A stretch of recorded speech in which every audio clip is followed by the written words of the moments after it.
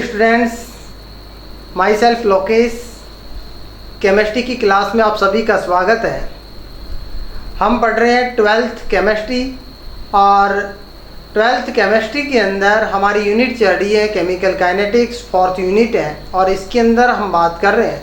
सबसे पहले हमने क्लास के अंदर देखा था इंट्रोडक्शन की बात की थी, उसके बाद में नेक्स्ट क्लास के अंदर हमने देखा था अभिक्रिया, वेग के आधार पर जो अभिक्रिया होती है वो कितने प्रकार की होती है। पहले हमने डेफिनेशन की बात की थी कि रसायन विज्ञान की वह शाखा जिसके अंतर्गत अभिक्रिया का वेग तथा वेग को प्रभावित करने वाले कारकों का अध्ययन किया जाता है उसे हम क्या कहते हैं, रासायनिक बलगतिकी कहते हैं। उसके बाद में हमने देखा है कि रासायनिक बलगतिकी होती है, उसके आधार पर जो वेग के आधार पर जो अभिक्रिया होती है वो कितने प्रकार की पाई जाती है। हमने देखा था 3 प्रकार की अभिक्रिया पाई जाती है। एक हमने देखा था अति तीव्र या तात्क्षणिक अभिक्रियाएं, उसके बाद में हमने देखा था अति मंद अभिक्रियाएं, उसके बाद में हमने देखा था मंद अभिक्रियाएं।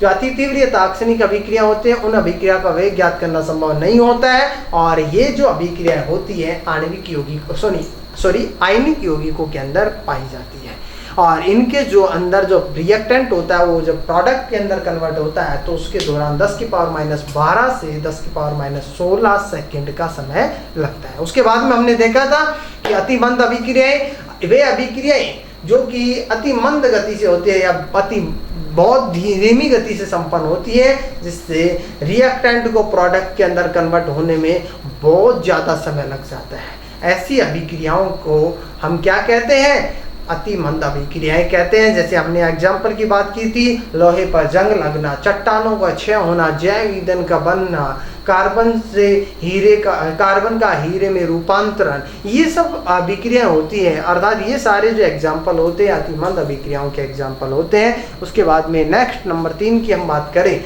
तो तीसरी होती है अभिक्रिया, वो होती है मंद अभिक्रिया। मंद अभिक्रियाएं ऐसी अभिक्रियाएं जो कि जिनके अंदर क्रियाकारक होता है उत्पाद में परिवर्तित होता है तो कुछ मिनटों से घंटों का इनके अंदर समय लगता है, अर्थात मिनट से घंटों तक का इनका समय लगता है, जिससे रिएक्टेंट जब प्रोडक्ट के अंदर कन्वर्ट होता है तो उसके दौरान अभिक्रिया का वेग ज्ञात करना संभव होता है। ऐसी अभिक्रियाओं को हम क्या कहते हैं, मंद अभिक्रियाएं कहते हैं। इसके एग्जाम्पल की हमने बात की थी 2N2O5 4NO2 + O2 2H2O2 2H2O + O2। उसके बाद में और भी एग्जाम्पल देखे थे। जो शुगर थी C12H22O11 + H2O, जब शुगर को हम किसके अंदर डालते हैं, जल के अंदर डालते हैं तो उसके दौरान हमारे को क्या प्राप्त होता है, ग्लूकोज और फ्रक्टोज प्राप्त होता है, C6H12O6 और C6H12O6। और भी एग्जाम्पल हमने इसके अंदर देखे थे। और इसके बाद में अब हम बात करते हैं नेक्स्ट टॉपिक की। जो ये तो हमने इससे पहले की क्लास के अंदर 2 जो क्लासेस हुई थी हमारी उनके अंदर हमने बात की थी और अब हम बात करेंगे, हमारा जो टॉपिक चलेगा वो है हमारा टॉपिक रासायनिक अभिक्रिया का वेग। टॉपिक है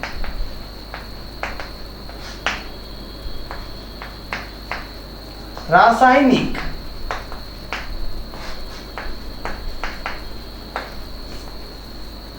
अभिक्रिया, रासायनिक अभिक्रिया का वेग।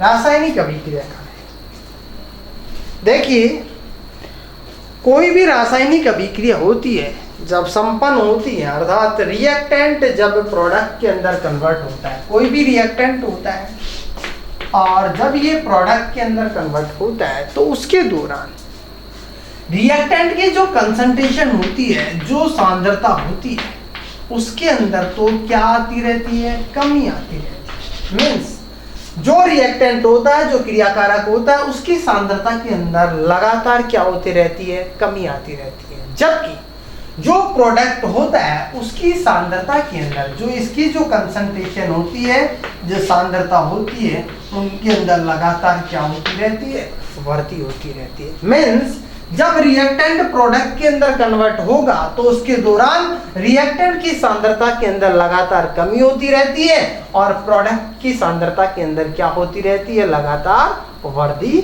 होती रहती है। ठीक है, तो इसके अंदर हम ये देख सकते हैं कि सांद्रता और समय के अंदर यदि हम ग्राफ खींचे तो हमारे को ये पता लगता है कि रिएक्टेंट की सांद्रता लगातार क्या होती रहती है, कम कम कम होती रहती है, और समय के अंदर लगातार क्या होती रहती है, वृद्धि होती रहती है। मीन्स रिएक्टेंट की सांद्रता लगातार कम होती रहती है और प्रोडक्ट की सांद्रता समय के अनुसार क्या होती रहती है, बढ़ती रहती है। अर्थात इसके अंदर हम थ्योरेटिकल पोर्शन इस प्रकार से लिख सकते हैं, रासायनिक अभिक्रिया के वेग के अंदर हम इस प्रकार से इसको लिख सकते हैं। सामान्यतः एक अभिक्रिया में क्रियाकारक अणु उत्पाद में बदलता है, जिससे सामान्यतः एक अभिक्रिया में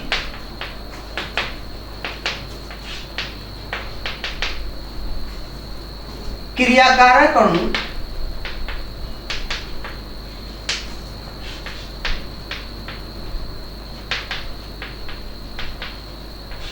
उत्पाद में बदलता है। एक अभिक्रिया में क्रियाकारक अणु उत्पाद में बदलता है, जिससे क्रियाकारकों की सांद्रता समय के साथ घटती है, जिससे क्रियाकारकों की सांद्रता समय के साथ घटती है तथा उत्पादों की सांद्रता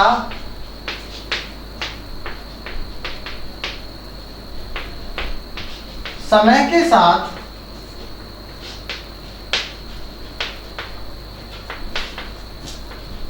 बढ़ती है। उत्पादों की सांद्रता समय के साथ में क्या होती जाती है, बढ़ती है।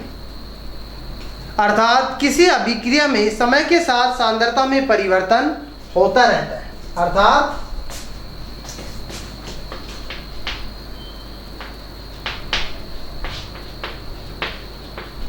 किसी अभिक्रिया में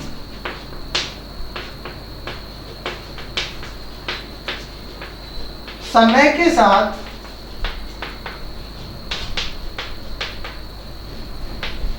सांद्रता में परिवर्तन होता रहता है।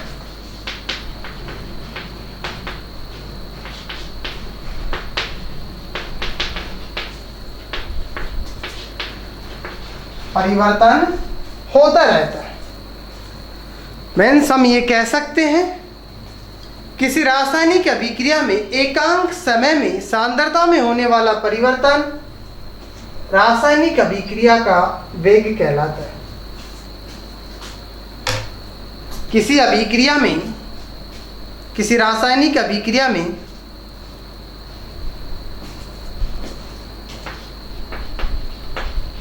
किसी रासायनिक अभिक्रिया में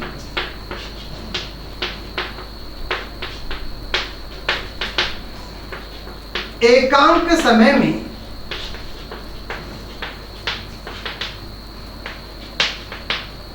सांद्रता में होने वाला परिवर्तन सांद्रता में होने वाला परिवर्तन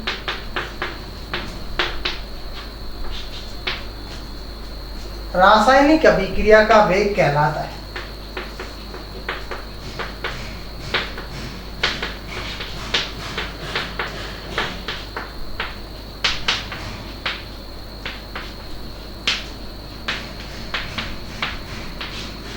रासायनिक अभिक्रिया का वेग कहलाता है। ये हमने डेफिनेशन देखी है इसकी। अर्थात हम ये कह सकते हैं अभिक्रिया का वेग, अभिक्रिया का वेग बराबर हम लिख सकते हैं अभिक्रिया का वेग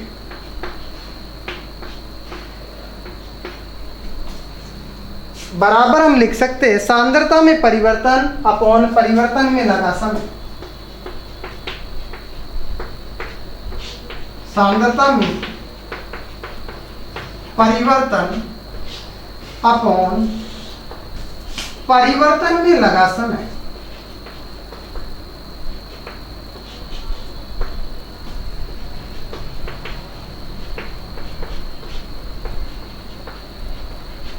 सांद्रता में परिवर्तन अपॉन परिवर्तन में लगा समय। नेक्स्ट हम ये कह सकते हैं अभिक्रिया का वेग बराबर हम लिख सकते हैं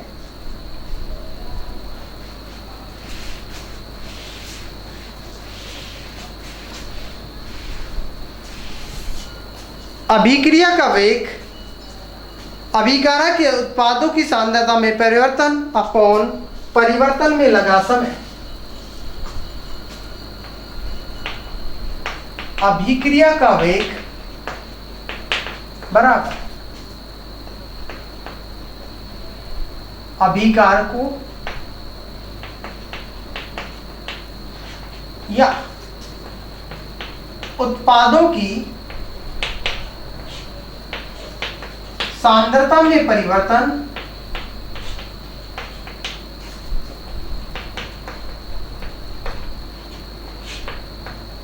अपॉन परिवर्तन में लगा समय।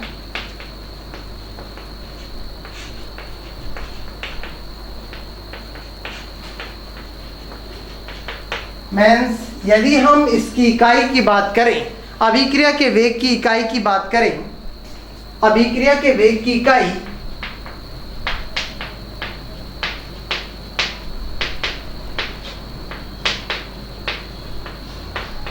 अभिक्रिया के वेग की इकाई देखिए अभिकार को उत्पादों की सांद्रता में परिवर्तन, तो यहां पर क्या आएगा सांद्रता और यहां क्या आएगा परिवर्तन में लगा समय, तो समय आएगा।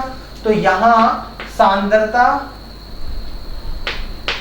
और ये क्या आएगा समय, और सांद्रता होती है उसकी हम किस में लिखते हैं मॉल प्रति लीटर में, सांद्रता मॉल प्रति लीटर और ये क्या है सेकेंड। ठीक है, तो इसकी जो इकाई आएगी मॉल प्रति लीटर